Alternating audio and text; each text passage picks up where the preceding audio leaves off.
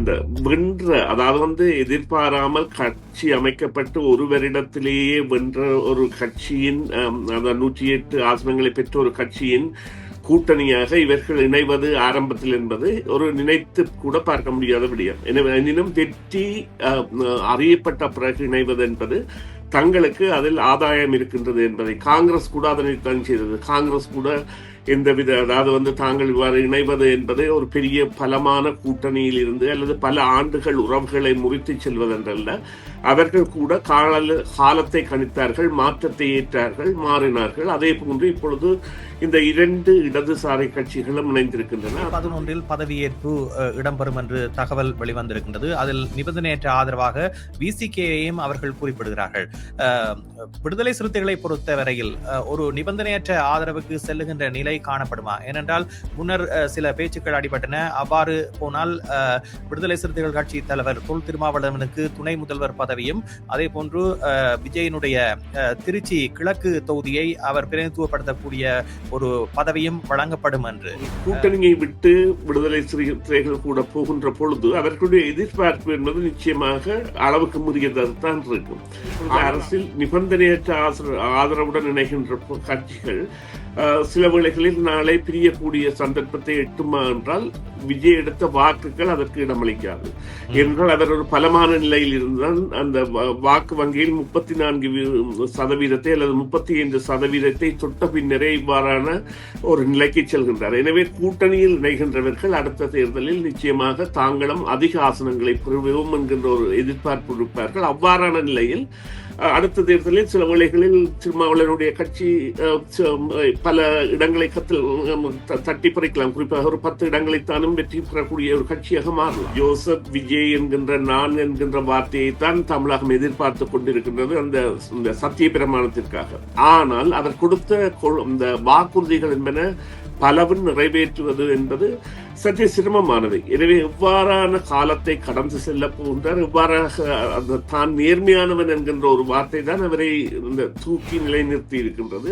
தான் ஏற்படுத்திய இப்போதைய கூட்டணி என்பது அவருக்கு அதிக பலத்தை கொடுக்கும் என்பதில் எந்தவித ஐயமும் இல்லை. எனவே அந்த வெற்றி என்பது உண்மை. ஆனால் கடந்து செல்ல போகின்ற காலம் என்பது நிச்சயமாக ஒரு கடினமான பாதையாக இருக்க போகின்றது. அது அவருக்குரிய பரிச்சயத்த காலமாக இருக்க போகின்றது. அதுதான் அந்த பலமான உண்மை. கொட்டையில் வெளியே ஆதியும் புகார் வைத்திருக்கின்றதோ அவ்வாறான பேரம் பேசுதல் ஒரு சட்டமன்ற உறுப்பினருக்கு பல கோடிகளை கொடுத்து. ஆனால் இவர் அவ்வாறு வாங்க முற்படுவாராக இருந்தால் இவருடைய கொள்கை புரளல் என்பது உடனடியாகவே அடையாளப்படுத்தப்படும். இவரும் 10ஓடு 11ஆக ஒரு சாதாரண அரசியல்வாதி என்று.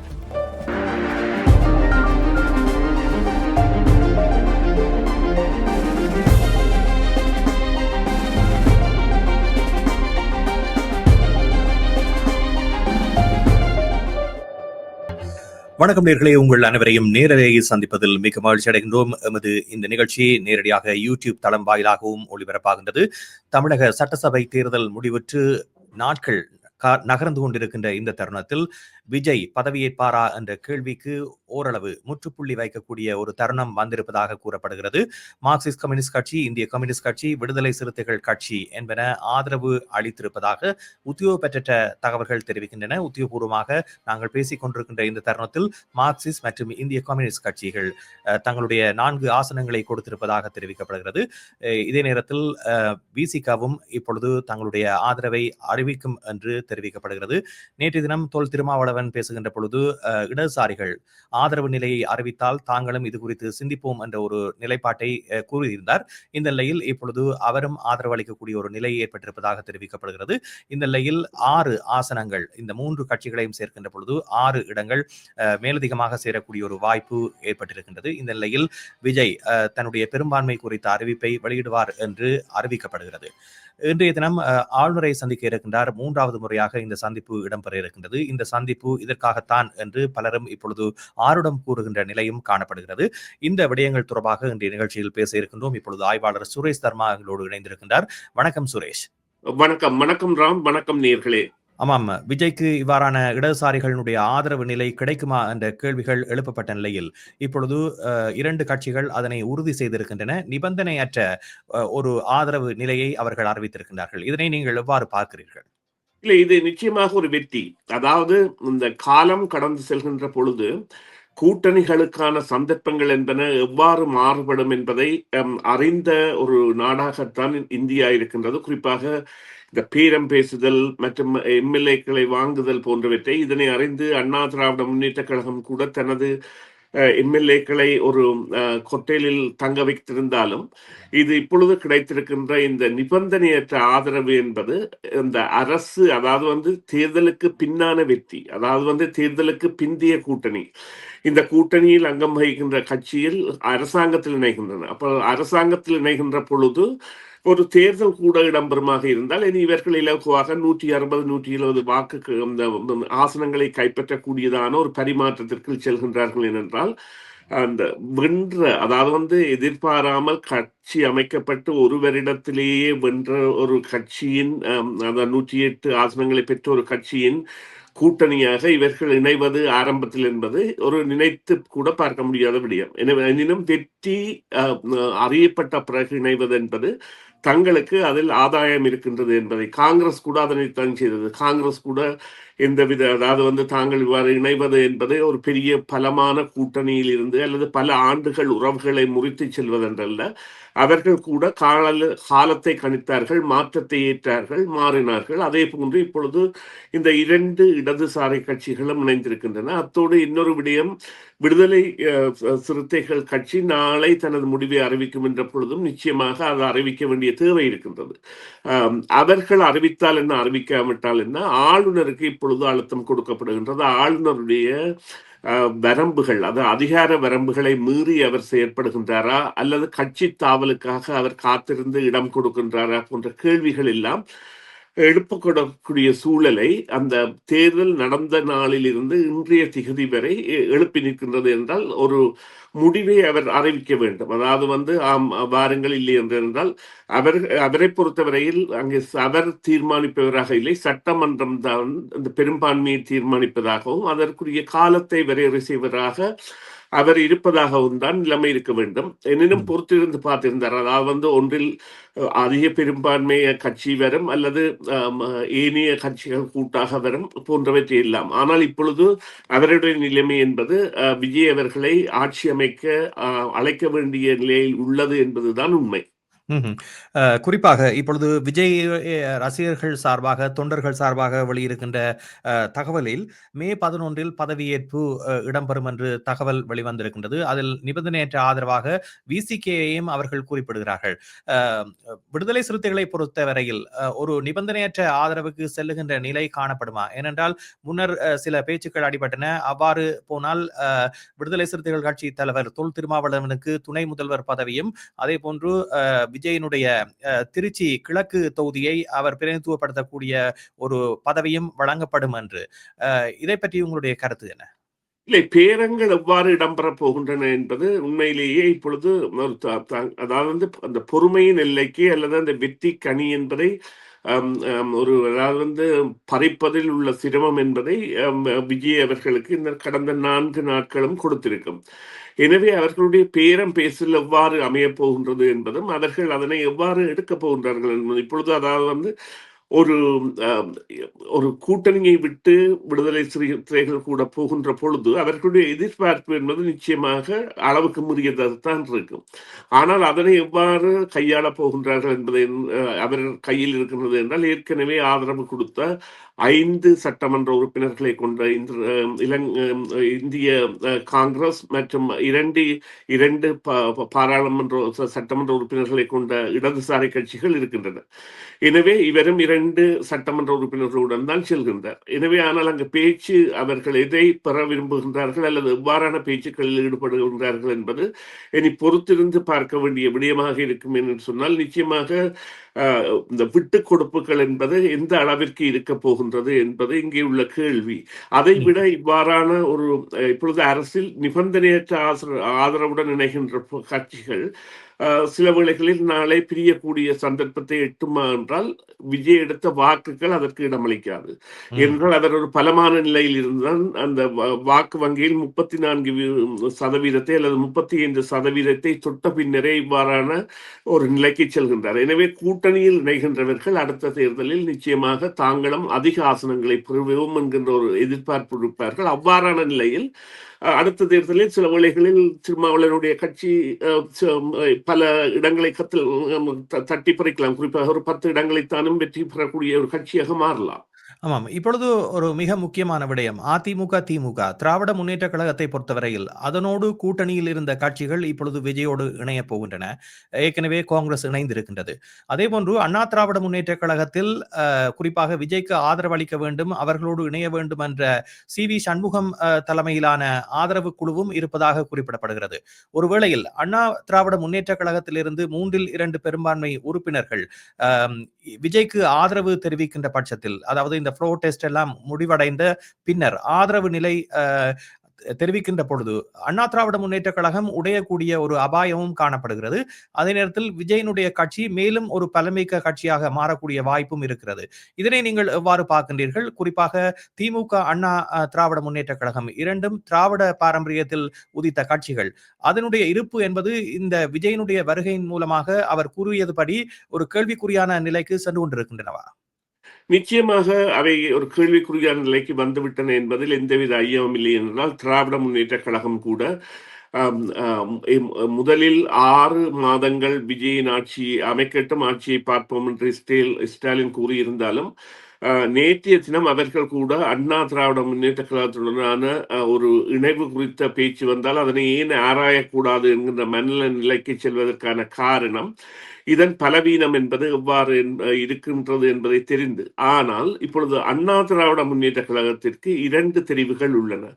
ஒன்றில் பெரும்பான்மையானவர்கள் இணையலாம் அல்லது வெளியில் இருந்து ஆதரவு கொடுக்கலாம். வெளியில் இருந்து இப்பொழுது நீங்கள் கூறுங்கள், ஒரு தீர்மானம் வருகின்ற பொழுது கட்சியின் சொற்கேளாமல் விஜய் தரப்பு அல்லது தமிழக வெற்றி கழகம் செய்கின்ற திட்டத்திற்கு ஆதரவு கொடுத்தால் அது நிச்சயமாக ஒரு வெற்றி பாதையாக பார்க்கப்படும். என்னவென்றால் வெளியில் இருந்து ஆதரவு கொடுத்தவர்கள் அடுத்த தேர்தலின் பொழுது இணைந்து போட்டியிடக்கூடிய சாத்தியக்கூறு இருக்கும், அல்லது தங்களுடைய கட்சியை அவ்வாறே கொண்டு செல்லக்கூடிய நகர்த்தக்கூடிய சாத்தியக்கூறு இருக்கும். இப்பொழுது ஏற்பட்ட நிலை என்பது, அதாவது இந்த இளைய தலைமுறையினர் தேர்தலில் பொழுது அளித்த பங்கானது எவ்வாறு இந்த கொண்டு செல்ல போகின்றது என்பதை நாங்கள் பார்க்க வேண்டும். இப்பொழுது அதாவது சாதாரணமாக அதாவது ஜோசப் விஜய் என்கின்ற நான் என்கின்ற வார்த்தையைத்தான் தமிழகம் எதிர்பார்த்து கொண்டிருக்கின்றது அந்த சத்திய பிரமாணத்திற்காக. ஆனால் அவர் கொடுத்த இந்த வாக்குறுதிகள் என்பன பலவும் நிறைவேற்றுவது என்பது சற்றே சிரமமானவை. எனவே எவ்வாறான காலத்தை கடந்து செல்ல போகின்றார், எவ்வாறாக தான் நேர்மையானவன் என்கின்ற ஒரு வார்த்தை தான் அவரை இந்த தூக்கி நிலைநிறுத்தி இருக்கின்றது. பொறுத்திருந்து பார்க்க வேண்டிய ஒரு களமாகத்தான் இது கடந்து சென்று கொண்டிருக்கின்றது. ஆளுநரை சந்திக்க இருக்கின்ற இந்த நிலையில் இதில் கூட பல குழப்பங்கள் இருக்கின்றன. காரணம், ஆளுநர் அந்த பெரும்பான்மையை நிரூபிக்கக்கூடிய பட்டியலை கேட்டிருக்கின்றார். ஆனால் இப்பொழுது இந்த 6 ஆசனங்களை அவர் குறிப்பிட்டாலும் கூட 108 ஆசனங்களோடு சேர்த்து இந்த கட்சிகள் வழங்கக்கூடிய ஆதரவு நிலையை சேர்க்கின்ற பொழுது 118 என்பது ஒரு விளிம்பில் இருக்கக்கூடிய ஒரு நிலையாகத்தான் இருக்கின்றது. சபாநாயகர் மற்றும் விஜயனுடைய 2 தொகுதிகளில் ஒன்றை ராஜினாமா செய்து மீண்டும் இடைத்தேர்தலுக்கு செல்ல வேண்டும். இவ்வாறான விடயங்கள் இருக்கின்ற பொழுது எவ்வாறு மீண்டும் இந்த சந்திப்பின் போது ஆளுநரை அவர் திருப்திப்படுத்தக்கூடிய ஒரு நிலை ஏற்படும் என்று நினைக்கின்றீர்கள்? நீங்கள் இதனை எதிர்பார்க்கலாம். இந்த சந்திப்பு கசப்பாக அமைந்தால் உச்ச நீதிமன்றம் உடனடியாக தலையிடும் என்பதில் எந்தவித கருத்து ஒரு இடம் உங்களுக்கு இருக்க தேவையில்லை. என்னவென்றால் தமிழக வெற்றி கழகத்திற்கு அடுத்த உள்ள தெரிவு உச்ச நீதிமன்றத்தை நாடுவது. அங்கே 3 முன்னுதாரணங்கள் எங்களுக்கு முன்னாலேயே 3 முன்னுதாரணங்கள் இருக்கின்றன. ஒன்று நான் நினைக்கிறேன்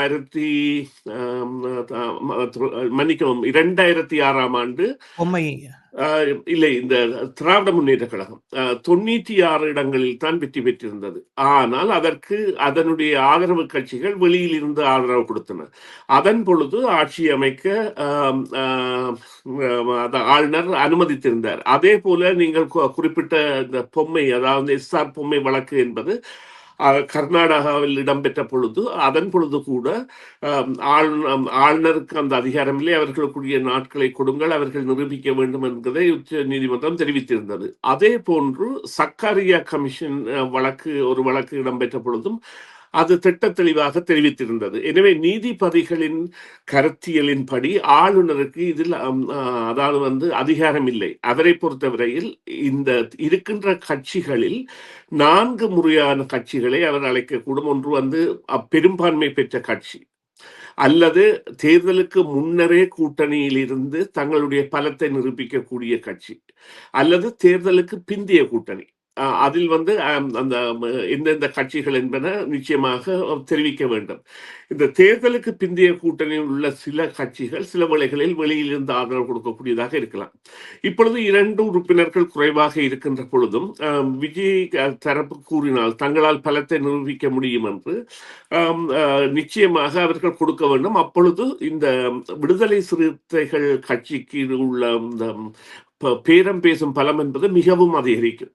ஏனென்று சொன்னால் தங்களுடைய வாக்கு தேவை. ஆனால் இங்கே உள்ள எங்களுக்கு தெரியாத விடயம் என்னவென்று சொன்னால், அண்ணா திராவிட முன்னேற்ற கழகத்துடனும் கூட்டு சேர்ந்த கட்சிகள் ஆசனங்களை வைத்திருக்கின்றன. குறிப்பாக பாட்டாளி மக்கள் கட்சி 4 ஆசனங்களை வைத்திருக்கின்றது. சில வேளைகளில் பாட்டாளி மக்கள் கட்சி அவ்வாறான ஒரு முடிவை எடுக்குமாக இருந்தால், அல்லது இன்னும் அதாவது ஆனால் அதில் ஒரு முரண் இருக்கின்றது. ஏனென்றால் தாங்கள் என்டிஏ கூட்டணியில் இருக்கக்கூடிய கட்சிகளை சேர்க்க மாட்டோம் என்ற ஒரு வாக்குறுதியை காங்கிரஸ் போன்ற கட்சிகளிடம் ஏற்கனவே தமிழக வெற்றி கழகம் கூறியிருக்கிறது. இந்த நிலையில் எவ்வாறு அது சாத்தியம் என்று நினைக்கின்றீர்கள்? இல்லை, வெளியில் இருந்து ஆதரவு கொடுத்தல் சில வேளைகளில் விட்டுக் கொடுப்புகள் என்பன இந்த அரசியல் அரங்கில் சாதாரணமாக இடம்பெறும். இப்பொழுது அண்ணா திராவிட முன்னேற்ற கழகத்தின் மீதுள்ள நம்பிக்கை என்பது விஜய் மீது பலமாக இருக்குமாக இருந்தால் நிச்சயமாக சில விட்டுக் கொடுப்புகள் என்பன ஏற்படக்கூடிய சாத்தியக்கூறுகள் இருக்கின்றன. அதே போல தேசிய மக்கள் முன்னணியின் சார்பில் விஜயகாந்த் அவர்களின் மனைவி பிரேமலதா கூட இவ்வாறான நிச்சயமாக அவர் செல்வார் என்று கூற முடியாது. ஆனால் இது ஒரு ஆட்சிக்கான இவ்வாறு கூறுங்கள், இந்த கலவை என்பது பலரும் கலந்த ஒரு அரசியல் நோக்கத்தை முற்றாக நிறைவேற்ற முடியாத ஒரு ஆட்சியாக இவர் இதனை ஆரம்பிக்கின்றார். ஆனால் அதற்குரிய ஆதரவு தளம் என்பது எவ்வாறு மாறும், அல்லது தேர்தல் என்பது சில மாதங்களில் மீண்டும் இடம்பெறக்கூடிய சாத்தியக்கூறு ஏற்பட்டால் கூட தான் ஏற்படுத்திய இப்போதைய கூட்டணி என்பது அவருக்கு அதிக பலத்தை கொடுக்கும் என்பதில் எந்தவித ஐயமும் இல்லை. எனவே அந்த வெற்றி என்பது உண்மை. ஆனால் கடந்து செல்ல போகின்ற காலம் என்பது நிச்சயமாக ஒரு கடினமான பாதையாக இருக்க போகின்றது. அது அவருக்குரிய பரிச்சயத்த காலமாக இருக்க போகின்றது. அதுதான் அந்த பலமான உண்மை. இப்பொழுது விஜய் ஆளுநரை 3வது தடவையாக சந்திக்க இருக்கின்ற நிலையில் பலரும் எழுப்புகின்ற கேள்வி, அவர் முதலாவது தடவை ஆளுநரை சந்தித்த பொழுது ஏன் காங்கிரஸ் கூட்டணி குறித்த விடயத்தை ஆளுநரிடம் அவர் பகிர்ந்து கொண்டார் என்ற ஒரு கேள்வி கேட்கப்படுகிறது. அவர் தான் கூடுதலான ஆசனங்களை பெற்றிருக்கின்றேன் என்ற ஒரு விடயத்தோடு நிறுத்தி கொண்டிருந்தால் இவ்வளவு பிரச்சனையும் வந்திருக்காது என்ற ஒரு தகவல் வைக்கப்படுகிறது. இதை பற்றி உங்களுடைய கருத்து என்ன? அவர் கொஞ்சம் சற்று அவசரப்பட்டு இந்த விடயங்களை தெரிவித்து விட்டாரா? இல்லை இல்லை, அதாவது ஆளுநருடைய நிலைப்பாடு, ஆளுநர் தெரிவித்த கருத்தின்படி நேற்று ஆளுநர் ஒரு ஆங்கில ஊடகம் ஒன்றிற்கு பேட்டி அளித்திருந்தார். உண்மையிலேயே அவ்வாறான பேட்டி என்பது இந்த நிலையில் ஆளுநராக ஏற்கக்கூடியது ஒன்றில்லாவிட்டாலும் அவருடைய ஒரு நெகிழ்தன்மை காரணமாக அவர் அவ்வாறான ஒரு பேட்டிக்கு சம்மதித்திருந்த பொழுது அவர் கூறிய விடயம் தான் கேட்பதெல்லாம் நேரடியாக அவர் தெரிவித்த ஊடகத்திற்கு தெரிவித்த கருத்து, தான் கேட்பதெல்லாம் யார் யார் ஆட்சி அமைக்க ஆதரவு தருவார்கள் என்பதும் அது 118 எட்டும் என்பதையும் நிரூபியுங்கள், அதன் பிறகு ஆட்சி அமைக்க அனுமதிக்கின்றேன் என்பதுதான் எனது கோரிக்கையாக இருக்கின்றது. என்றால் சில வேளைகளில் நான் இவ்வாறு அனுமதித்தால் அந்த ஆட்சி என்பது உடனேயே கலைந்து விடும் என்கின்ற ஒரு கேள்வியை தனது மனதில் இருப்பதால் தான் இவ்வாறு கேட்கின்றேன் என்று குதிரை பேரம் என்பதை அவர் குறிப்பிட்டிருந்தார். ஆமாம், அதை விட இந்த குதிரை பேரம் என்றால் இப்பொழுது அந்த கொன்று அதாவது இப்பொழுது கொட்டையில் வழியே ஆதியும் புகார் வைத்திருக்கின்றதோ அவ்வாறான பேரம் பேசுதல், ஒரு சட்டமன்ற உறுப்பினருக்கு பல கோடிகளை கொடுத்து. ஆனால் இவர் அவ்வாறு வாங்க முற்படுவாராக இருந்தால் இவருடைய கொள்கை புரளல் என்பது உடனடியாகவே அடையாளப்படுத்தப்படும். இவரும் 10ஓடு 11ஆக ஒரு சாதாரண அரசியல்வாதி என்று. ஆனால் அவருடைய ஆளுநரின் கருத்தின்படி அவருடைய தன்மை என்பது அவ்வாறு இருந்தாலும் அவர் கெடுக்கின்ற கால தரக்கேடு என்பது நீங்கள் குறிப்பிட்டது போன்ற இவ்வாறான அந்த பிற்புற பேச்சுவார்த்தைகளுக்கு இடமளிக்கலாம் என்பதால் தான் அவ்வாறான ஒரு நிலை இருந்தது. ஆனால் விஜய் அவ்வாறு செய்ததில் எந்தவித தவறும் இல்லை. நன்றி சுரேஷ். நிகழ்ச்சியில் கலந்துள்ளமைக்கு நிமிடத்துக்கு நிமிடம் செய்திகள் மாறிக்கொண்டே இருக்கின்றன. அந்த தகவல்களை நாங்கள் அவ்வப்போது நேர்களுக்கு வழங்குவோம் என்று கூறிக்கொண்டு இன்றைய நிகழ்ச்சியில் இருந்து விடைபெறுகின்றோம். மீண்டும் சந்திப்போம். நன்றி ராம். நன்றி நேயர்களே. மீண்டும் ஒரு பொழுதில் சந்திப்போம். CMR யூடியூப் சேனலில் இணைந்திருக்கும் நேர்கள் அனைவருக்கும் எமது நன்றி. காமெண்ட்ஸ் பகுதியில் உங்கள் கருத்துக்களை தெரிவிக்க தவறாதீர்கள். முக்கிய செய்திகள், காணொளி தொகுப்புகள், நேர்காணல் என பலதரப்பட்ட அம்சங்களையும் உங்களுக்காக தருகின்றது CMR யூடியூப் சேனல். CMR என்று சர்ச் செய்து எமது யூடியூப் சேனலை சப்ஸ்கிரைப் பண்ணுங்கள். உங்கள் உற்றார் உறவினர் நண்பர்களோடும் இந்த காணொளி தொகுப்புகளை பகிர்ந்து கொள்ளுங்கள். அருகில் இருக்கின்ற முக்கிய காணொளி தொகுப்புகளையும் தவறவிடாமல் பாருங்கள்.